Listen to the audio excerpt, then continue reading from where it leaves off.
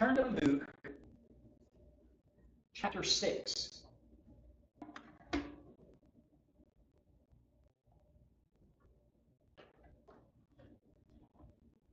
many of you have heard somebody say, well, I can't go to church because there's just so many rules?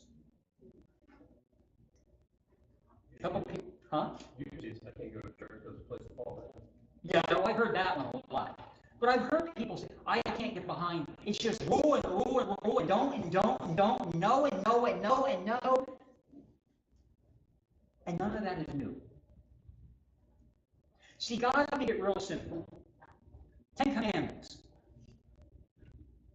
Have no other gods before me. Don't make an idol.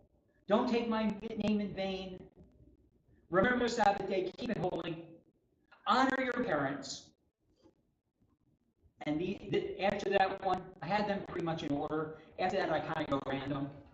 See, all of those are how you're supposed to treat God and your blood kin. And then it goes how you're supposed to treat general people. Don't kill. Don't steal. Don't lie. Don't commit adultery. Okay? Don't covet. See, if we did those things in that order, took God and gave him his due first, gave our family due next, gave everybody around us due next, and we all Christians did that, but that leaves a lot of gray area, doesn't it? So by the time Jesus walked the earth, they had taken the 10 Commandments and made it over 613. Now I want you to think about that for a minute. 10 commandments get multiplied to 613. After pastoring for about 10 years, I took a break. Nothing was opening up where I was living. There were no churches available. And somebody said, would you be a youth pastor at our church? And it was in a different denomination. So I went to the district and I said, look, this job is opening up. And it happened that the pastor of that church went to school with our then DS. And they knew each other and they talked. And the DS says, yeah, you can work for him. So I did. I walked into the youth group as the youth pastor for the first time. And Layman had been running the show. And the layman said, let us tell you what you have to do for youth group. Youth group runs from 7 to 10 at night on Friday night. Okay, no problem. When they come in, if they're new, we hand them our rules. So we're handing you the rules.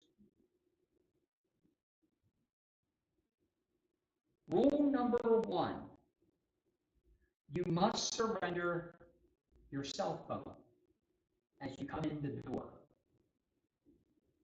The teenagers. 10 years ago, 12 years ago.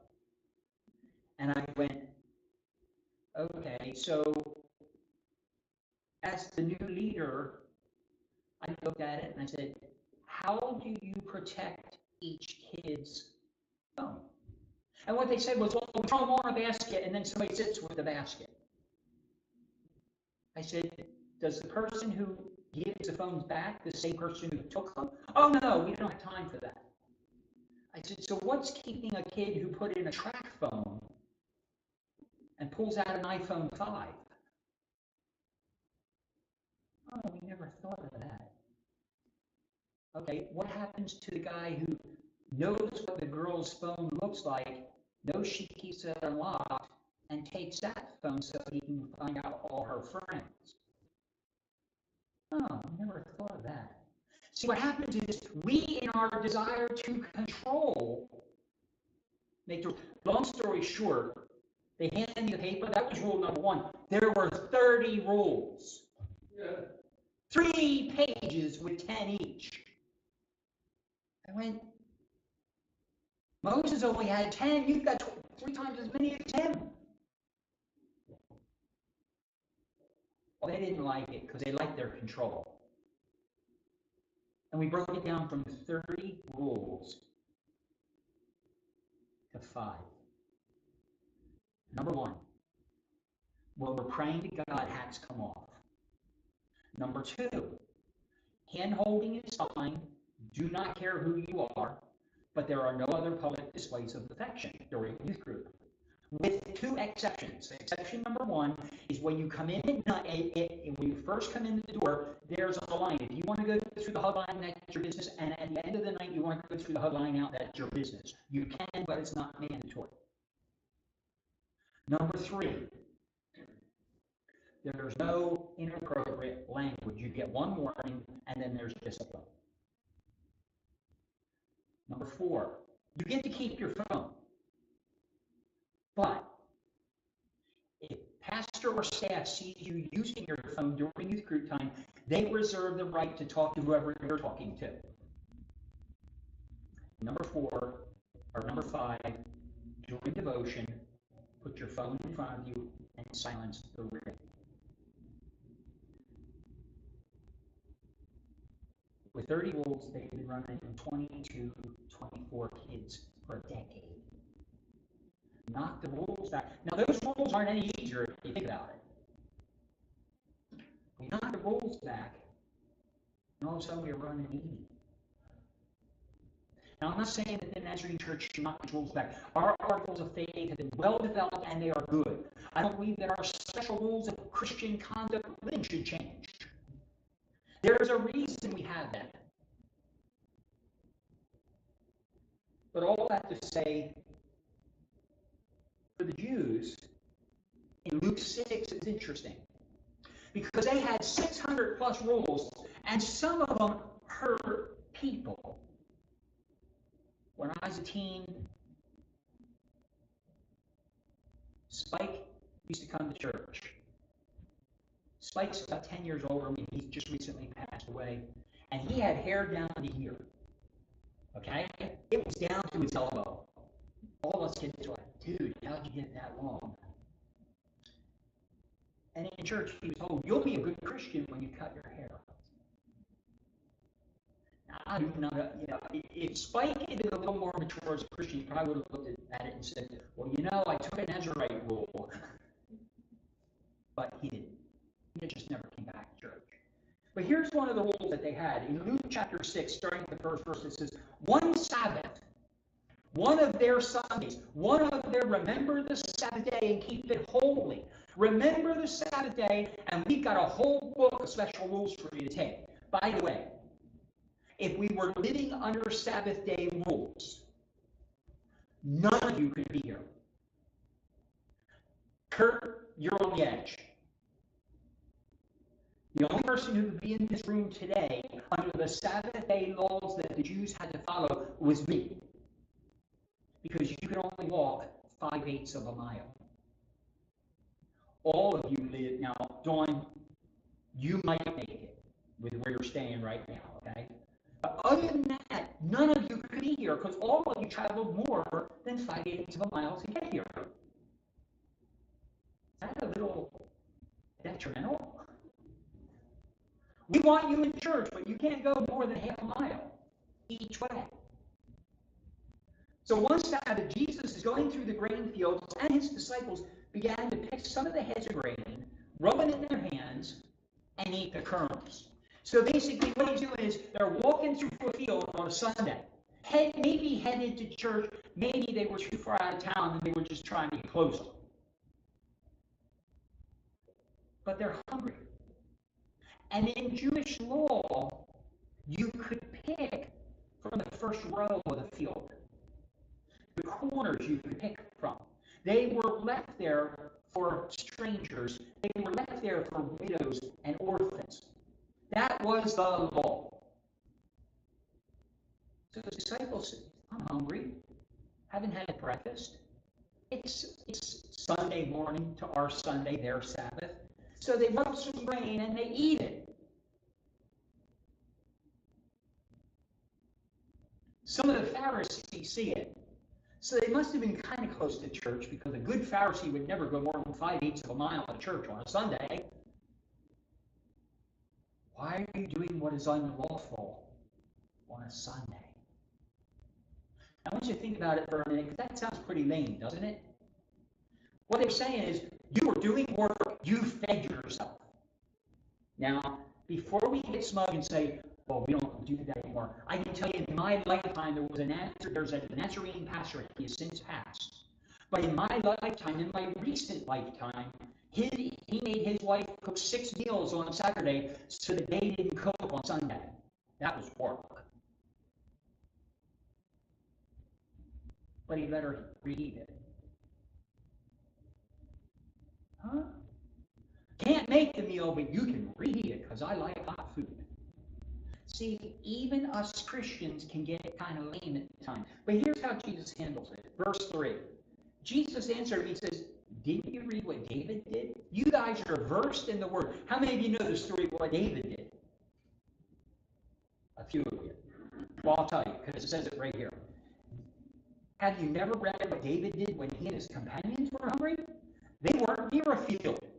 They didn't rub the kernels between their hands to warm it up a little bit and eat it. No, they entered the house of God. They entered the temple. You know, that tent that we used, the tabernacle, where it had the showbread that had already consecrated to God, and the only people who could eat it were God and the priests. He took the consecrated bread and he ate it. He ate pastor's food. Only for pastor's food. And he gave it to his dirty companions too. Then Jesus says, verse 5, the Son of Man is Lord of the Sabbath. The Son of Man has control over the Sabbath. Now, how did Jesus refer to himself most of the time? Did Jesus refer to himself as, hi, I'm Jesus the Christ? Did he? No. Did he walk around going, hi, I'm Jesus, I am Messiah? No. In fact, most times, what was the sentence? Hi, Jesus, Son of Man. Right? Isn't that what he said most of the time? Look it up. Check how many times it says, Jesus says, I'm the Son of Man. He says it more than he says he's the Son of God. Now, there were a few times he did say Son of God. Okay, let's not get that confused. Why? Because he was here as an example to the sons of God, to the men and women of God. So it goes on. How many of you, if you were a bull monster, would be kind of rankled at somebody doing that? Throwing the rules out at you and then throwing the patriarch of David at you? Well, you know, I went to this church back in the day. By the way, there are people who do that. I had a lady, I went back, well, when I became the youth pastor at this other church, my parents had been involved in that church the church was 210 years old, I think it was at the time. And between my parents and me, we had 55 years of time in that church. Between it all, okay? And just as the year after I left, this family came to the church. And this lady was working with the youth groups. Well, I've been working here for 17 years, and I'm telling you that it needs to be done this way. And I looked at her and I went, oh. I said, you've been here 17 years? Yes. I said, okay. Has it always been done that way? Always. I said, always for 17 years. She says, what do you mean? Oh, I said, well, 18 years ago and 19 years ago, it was done this way. How would you know? Because from 1960 to 1990, I attended this church. You came in 91. Oh. But here's what it is. It's not about the rules, folks. It's not about being a good legalist. It's about doing it God's way. And here's what Jesus does. It says in verse 6, on another Sabbath day.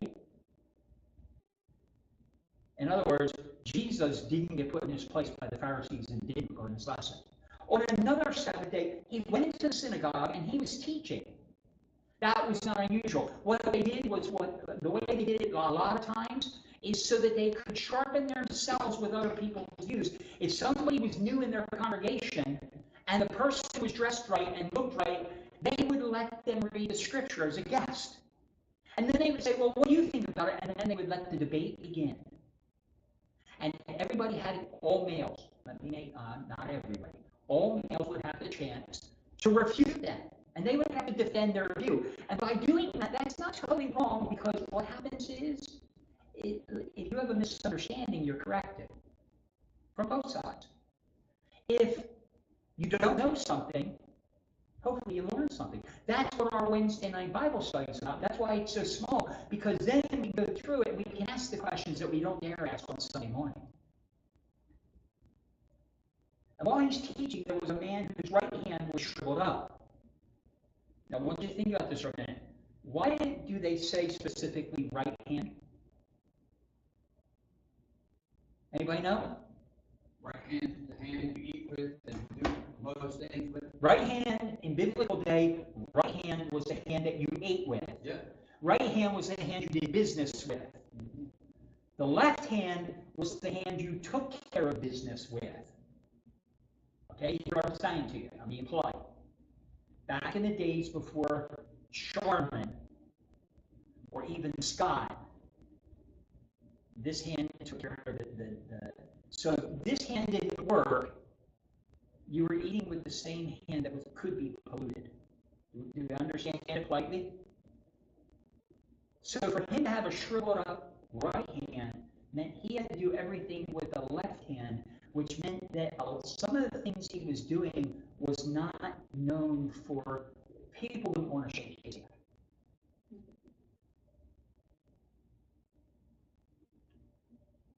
The Pharisees and the teacher of the law were looking for a reason to accuse Jesus. The Pharisees weren't over their anger at the last situation. So they were ready to watch Jesus. So they watched him closely to see if he would heal on the Sabbath. Jesus knew what they were thinking. Aren't you glad Jesus knows what you're thinking? Aren't you glad that you don't have to articulate every little thing in your life? Because when Jesus knows it, good and bad, you can't hide from it. You can rationalize it any way you want, but you can't hide it. Jesus knew what they were thinking, and he said to the man with the shriveled hand, get up and stand in front of everyone. How many of you loved it when the teacher said, you stand up, come into the front of the class? How many of you were like, no? My wife and I, when we first started dating, I was in a single Sunday school class. And the teacher was very old school, Mary Ellen Dickinson. She's like 98 now, still alive. And she says, we're going to read Bible verses around the room. And Lisa and I, we dated a few times, but it was the first time for her in church. And Lisa looked daggers at me, and I went. So she read a beautiful verse, and she did it beautifully. I'm not biased, but I am. She did beautifully, and she walks up to the teacher. She goes, "If you ever put me up in front of the class again, I'm leaving.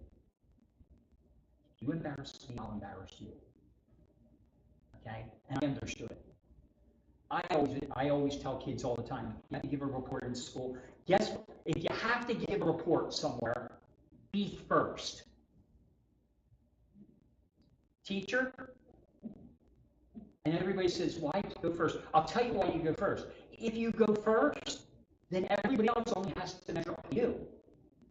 If the guy ahead of you, if you have a stutter or a stammer, or your brain goes faster than your tongue, which I'm accused regularly of, then some guy gets up and does it real smooth and real fine, and now you look like an idiot, right? If you go first, they can't compare you to anybody. We're only after the grade season. So the man stands up, not really sure what's going to happen. He doesn't know the interplay. He doesn't know that the Pharisees are trying to trip Jesus up. He doesn't know that Jesus knows that the Pharisees are trying to trip him up. Then Jesus says, I ask you, which is lawful on the Sabbath? To do good or to do evil? Which is lawful? To save a life? Destroy a life? Pastor, what does that mean 2,000 years later? We don't have these rules. What it means is this. Doing good is always lawful. Now, be careful what you say when you say doing good.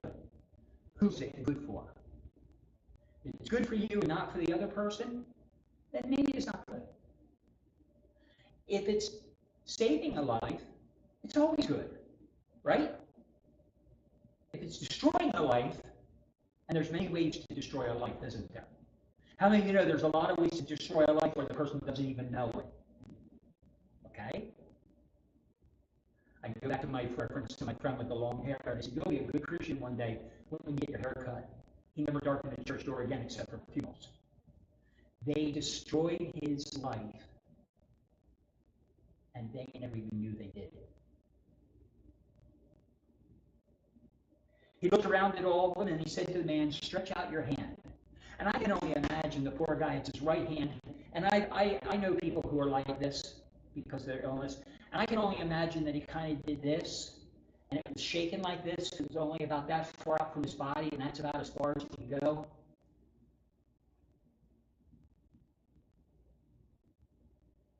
And as he went this far and couldn't go any farther, all of a sudden, it started to go farther and farther.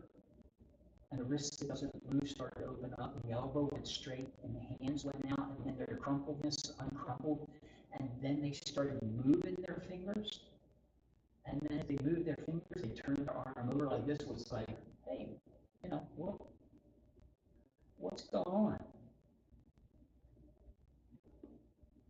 If you saw a miracle like that, how would you respond? If somebody came into this building that you've known for a long time, I'm not talking about some Johnny come lately comes in one time and could be a charlatan. I'm talking about somebody who's known in the community. And they have a deformity, or they have an illness, and all of a sudden it all changes. Are you happy? Would you be excited for it? Would you turn and go, would you cheer? No, dude, that's cool. Yeah, all of us are older, so we all have our own expressions. Would you use your expression of joy and happiness? Would you hug the person? Now, there's some sarcastic people, and I get that. But I'd be looking at them going, hey, dude, hey, shake hands. Here you go. Let me be the first to shake your hand. High five. Right? See, that's how people who love God would be when somebody gets healed physically, emotionally, spiritually, relationally, any way known. And then there's the Pharisees. But the Pharisees and the teachers of the law were furious. They hopped off in a snig, and they began to discuss with one another what they could do to harm Jesus. The joy of the Lord is my strength. How many of you have heard that song somewhere? If you want joy, you have to clap. I mean, all emotions are cute for kids. Okay? Well, I'm going to tell you, we need the joy of the Lord in this house. The world needs the joy of the Lord in this house. When somebody has an answer to prayer, we should be cheering. We should be shouting it from the steeple. Pastor, are you going to do that? No, I'm afraid of height. Okay? When they tell us in the project next door that they haven't had any major injuries, we should whoop and holler over that because it was our prayers that were part of it.